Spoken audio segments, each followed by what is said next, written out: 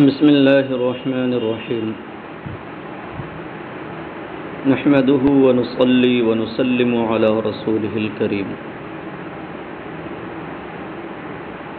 پچھلے سبق میں آپ پڑھ چکے تھے وَبَصِيرَةً نُدْرِكُ بِهَا عِرْفَانَ الْقَدْرِ تک، اور اس عبارت کا تعلق تھا نَسْتَوْهِبُ مِنْكَ تَوْفِيقًا قَائِدًا إِلَى الرُّشْدِ سے، کہ یہ بصیرتاً توفیقاً پر معطوف ہونے کی وجہ سے منصوب، جو نستوہبو کا مفعول ہے، اسی پر یہ آنے والی عبارت بھی معطوف ہے وَأَن تُسْعِدَنَا بِالْهِدَایَةِ إِلَى الدِّرَایَةِ وَتَعْضُدَنَا بِالْإِعَانَةِ عَلَى الْإِبَانَةِ وَتَعْصِمَنَا مِنَ الْغَوَایَةِ فِي الرِّوَایَةِ وَتَصْرِفَنَا عَنِ السَّفَاهَةِ فِي الْفُكَاهَةِ۔ فَنَسْتَوْهِبُ مِنْكَ تَوْفِيقًا وَنَسْتَوْهِبُ مِنْكَ أَن تُسْعِدَنَا بِالْهِدَایَةِ إِلَى الدِّرَایَةِ۔ تسعد یہ باب افعال سے فعل مضارع ہے جس کا معنی مدد کرنا۔ بالہدایت الی الدرایہ، ہدایہ کا معنی جانتے ہیں رہنمائی، درایہ مصدر ہے درا یدری کا جس کا معنی علم، دانش، جانکاری۔ وتعضدنا بالاعانۃ علی الابانہ، عضد یعضد کا معنی ہوتا ہے تقویت دینا، یہ عضد سے ماخوذ ہے، قوت عطا کرنا۔ بالاعانۃ علی الابانہ، اعانہ مصدر ہے باب افعال سے اعانہ یعین کا جس کا معنی مدد کرنا، اور ابانہ یہ بیان کے معنی میں، یہ بھی باب افعال کا مصدر ہے، ما فی الضمیر کی ادائیگی۔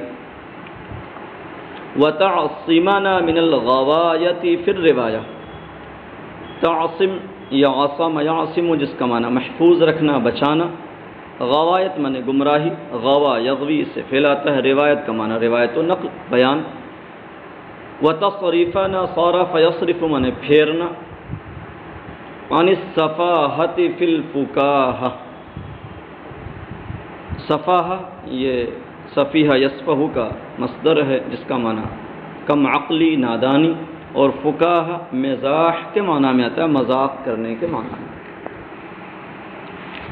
ان جملوں میں ایک بات کا اور خیال رکھیں کہ جو دوسرا جار مجرور ہے وہ یہاں پر فعل سے متعلق نہیں بلکہ مصادر سے متعلق ہے۔ مثلا بالہدایۃ الی الدرایہ میں الی الدرایہ یہ ہدایہ سے متعلق ہے، بالاعانۃ علی الابانہ میں علی الابانہ اعانت سے متعلق ہے، اگلے جملے میں فی الروایہ غوایت سے متعلق ہے، اور اس کے بعد والے میں فی الفکاہہ صفاہہ سے متعلق ہے، اور اس سے پہلے کے جو حرف جار ہیں وہ فعل سے متعلق ہوں گے۔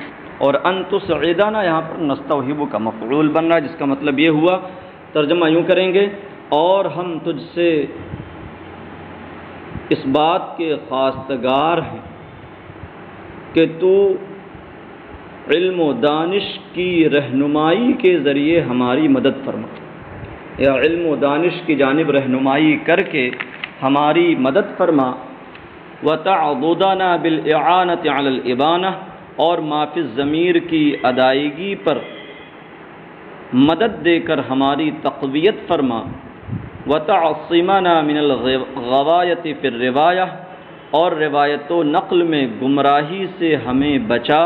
وتصریفنا عن السفاہۃ فی الفکاہہ، اور مزاح و مذاق میں کم عقلی اور نادانی سے ہمیں پھیر دے۔ حتی نأمن حصائد الألسنہ ونکف غوائل الزخرفہ فلا نرد مورد مأثمہ ولا نقف موقف مندمہ ولا نرہق بتبعۃ ولا معتبہ ولا نلجأ إلى معذرۃ عن بادرہ۔ حتی نأمن، حتی کے بعد ان کی تقدیر سے فعل مضارع منصوب ہوتا ہے، اس لیے نامنا یہاں پر منصوب ہے۔ نأمنا یہ آمینہ یأمنو سے فعل مضارع صیغہ متکلم مع الغیر ہے جس کا معنی مامون ہونا، محفوظ ہونا، بچنا۔ حصائد الالسنہ، حصائد یہ حصیدہ کی جمع ہے، اور حصد یحصد کا معنی ہوتا ہے کاٹنا۔ حصیدہ اس چیز کو کہتے ہیں کہ جب کھیتی کاٹنے والا مٹھی میں کھیتی کو لے کر کے ایک بار کاٹتا ہے تو اس کی مٹھی میں جو چیز کٹ کر کے آتی ہے اسی کو حصیدہ کہتے ہیں. اور السنہ یہ لسان کی جمع ہے. تو ہماری جو زبان ہے یہ ہمیں بہت زیادہ گناہوں کی طرف اور پریشانیوں کی طرف لے جاتی ہے. حدیث شریف میں آیا حل یکب الناس فی النار الا حصائد السنتہم، جہنم میں لوگ نہیں جائیں گے مگر جہنم میں لوگوں کو نہیں لے جائے گی مگر ان کی زبانوں کی کٹائی، یعنی ان کی زبانوں نے جو کاٹا ہوگا، زبانوں سے جو کچھ انہوں نے بولا ہوگا اس کے نتیجے میں زیادہ تر لوگ جہنم میں جائیں گے. وَنُكْفَى غَوَائِلَ الزَّخْرَفَةِ، کفا یکفی معنی کفایت کرنا، حفاظت کرنا، اسی سے فعل مضارع مجہول نکفہ. غوائل غائلہ کی جمع بمعنی مہلکات، تباہیاں. الزخرفہ زخرفہ یزخرف باب فعللہ بعطرہ سے ہے جس کا معنی ملمع کرنا، باطل کو مزین اور آراستہ کرنا. فلا نرید یہ اسی پر معطوف ہوگا اور یہ سب معطوف ہونے کی منا پر معطوف ہونے کی وجہ سے ہی منصوب ہے. فلا نرید مورد مأثمہ، وارد یرید معنی وارد ہونا، اترنا. مورد اسی سے اس میں ظرف ہے اترنے کی جگہ. مأثمہ یہ اسم سے ہے جس کا معنی گناہ. ولا نقیف موقف، مندمہ نقف اور موقف بھی اسی طریقے سے ہیں ٹھہرنے کے معنی میں. اور مندمہ ندامت سے ہے، ندامت ہی کے معنی میں، مصدر میمی ہیں سب. ولا نرحق بتبعۃ ولا معتبہ، ارحاق کا معنی ہوتا ہے کسی کو کسی پر اس کی طاقت سے زیادہ بوجھ ڈالنا، اس کی طاقت سے زیادہ کا مکلف بنانا، پریشانی میں ڈالنا. اسی سے قرآن مجید میں وَلَا تُرْهِقْنِي مِنْ أَمْرِي عُسْرًا، کہ مجھ پر میرے معاملے کی سختی آپ نہ ڈالیں. حضرت موسیٰ علیہ السلام نے حضرت خضر علیہ السلام سے فرمایا تھا. تبعہ یہ وبال اور تاوان کے معنی میں آتا ہے. ولا معتبہ یہ عتاب کے معنی میں ہے اور اسی مادہ سے ہے. ولا نلجأ الى معذرة عن بادرہ، لجأ یلجأ من پناہ لینا، معذرت کا معنی جانتے ہیں اعتذار، عذر پیش کرنا. بادرہ اس خطا اور غلطی کو کہتے ہیں جو جلد بازی کی وجہ سے واقع ہو. تو پیچھے کے جملوں میں جو دعا مانگی اس کی علت بیان کر رہے ہیں، کیوں تو ہماری اس طرح کی مدد فرما، ہماری ان دعاؤں کو پوری فرما. حتی نأمن حصائد الالسنہ، تاکہ ہم زبانوں کے شر سے محفوظ رہیں. ونکفى غوائل الزخرفہ، اور ہم ملمع سازی کی تباہیوں سے بچیں. فلا نرید مورد مأثمہ، تو ہم گناہ کی جگہ نہ اتریں. ولا نقیف موقف مندمہ، اور نہ ہی ندامت و پشیمانی کی جگہ ٹھہریں. ولا نرحق بتبعۃ ولا معتبہ، اور نہ ہی کسی وبال اور عتاب کا شکار ہوں. ولا نلجأ الى معذرۃ عن بادرہ، اور نہ ہی کسی جلد بازی کی خطا کی وجہ سے معذرت کی طرف مجبور ہوں. اللہم فحقق لنا هذه المنیہ وأنلنا هذه البغية ولا تضحنا عن ظلك السابغ ولا تجعلنا مضغة للماضغ. هذه المنية حقق سے یہ دعائیہ صیغے ہیں، حقق اور انل، یوں ہی لا تضحی اور لا تجعل. دعا کے مقام میں جب امر کا صیغہ استعمال کیا جائے تو وہ صیغہ امر نہیں کہلائے گا بلکہ صیغہ دعا کہلائے گا، کیونکہ یہاں صیغہ امر کہنا یہ ادب کے خلاف ہے. صورتاً چونکہ امر اور دعا کے لیے ایک ہی صیغہ استعمال ہوتا ہے، اس لیے صورتاً کہہ سکتے ہیں، لیکن حقیقت میں وہ دعا کا صیغہ. تو حقق یہ باب تفعیل سے دعا کا صیغہ ہے، واحد مذکر حاضر. اور هذه المنیہ میں المنیہ تمنا اور آرزو کے معنی میں ہے، جس کی جمع المنا آتی ہے. وَأَنِلْنَا هَذِهِ الْبُغْيَةَ، نیل جس کا معنی پانا ہوتا ہے، اسی کو باب افعال میں لے جایا گیا. انالہ، انالہ ینیل انالتن بمعنی عطا کرنا، دینا. هذه البغیہ، البغیہ بغا یبغی سے فعلتن کے وزن پر بمعنی مطلوب. البغا اس کی جمع آئے گی. ولا تضحینا، یہ اضحى یضحی باب افعال سے ہے، صیغہ دعا یہ بھی ہے نہیں کی صورت میں. ضحا یضحا کا معنی ہوتا ہے دھوپ میں ہونا.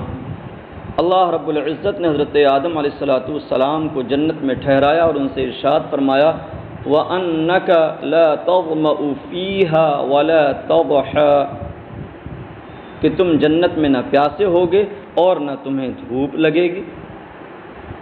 اور اضحا باب افعال میں جب لے جایا جائے تو معنی ہوگا دھوپ میں ڈالنا، دھوپ میں کرنا. تو لا تضحی کا معنی ہوگا دھوپ میں نہ ڈال. نہ یہ مفعول کی ضمیر ہے. عن ظلک السابغ، ظل یہ سایہ کے معنی میں آتا ہے، جس کی جمع ظلال ہے.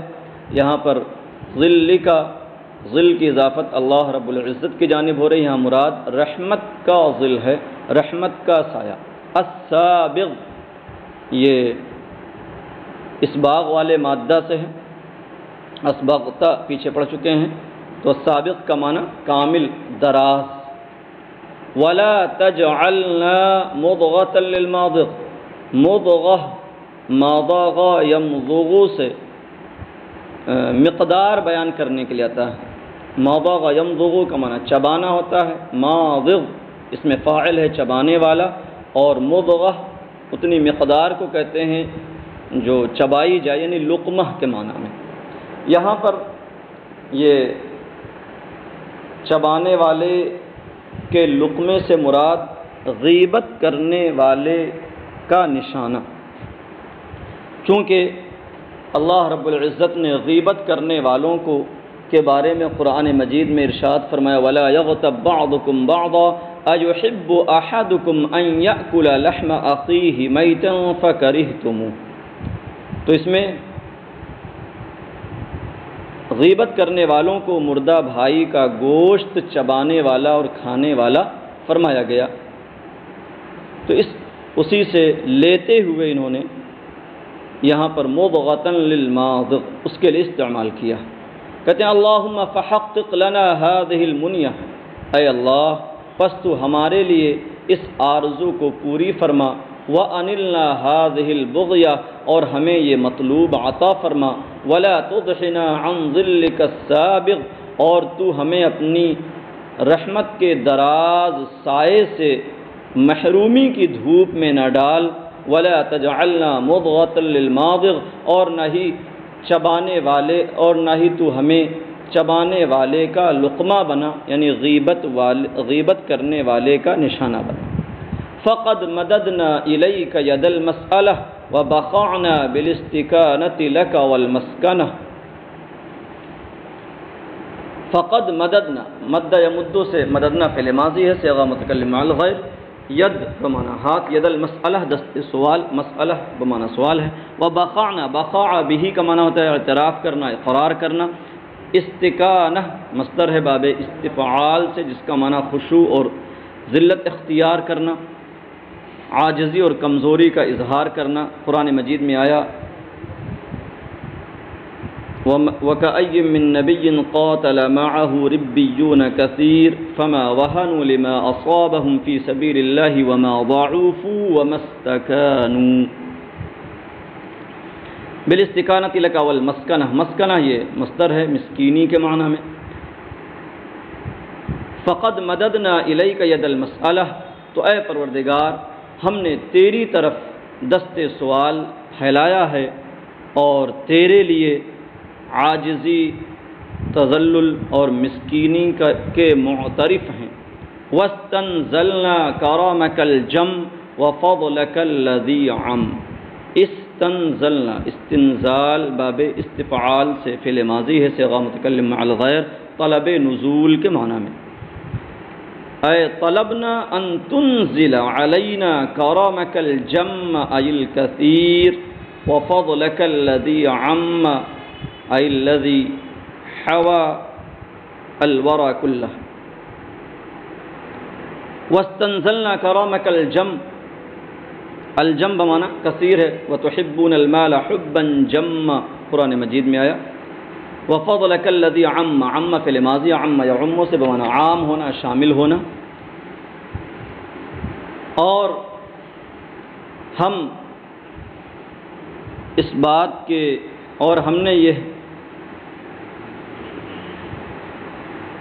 اور ہم تیرے کثیر کرم کے نزول کے خواہاں ہیں، اور تیرے عام اور شامل فضل کے نزول کے خواہاں ہیں.